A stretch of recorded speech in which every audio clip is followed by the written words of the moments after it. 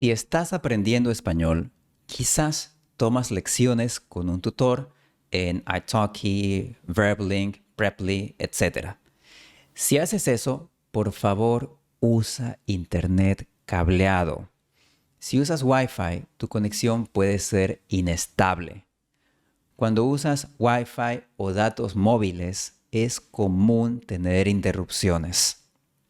Y durante una clase es muy importante que tú puedas escuchar bien a tu tutor y que él pueda escucharte bien a ti. Las conexiones inalámbricas son vulnerables a las interferencias. Estas interferencias no importan cuando estás viendo Netflix o YouTube porque estos servicios usan un buffer donde almacenan unos segundos de video y por eso no notas las interrupciones. Pero durante una videollamada en tiempo real, cualquier interrupción de la señal va a causar una interrupción de la llamada. Esto puede ser tolerable cuando estás hablando en tu idioma nativo, porque tu mente llena los espacios en blanco. Pero cuando estás aprendiendo español, estas interrupciones afectan la comprensión. Así que por favor, conecta tu computadora usando un cable Ethernet.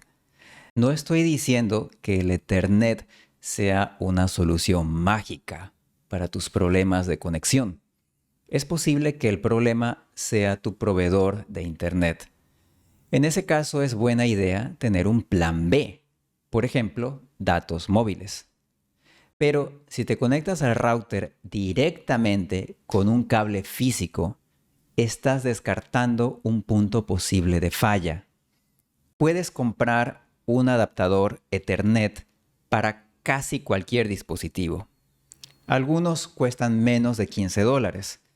Si no puedes comprar un adaptador Ethernet, al menos asegúrate de tener una línea recta desde tu dispositivo hasta el router, sin obstáculos en el medio.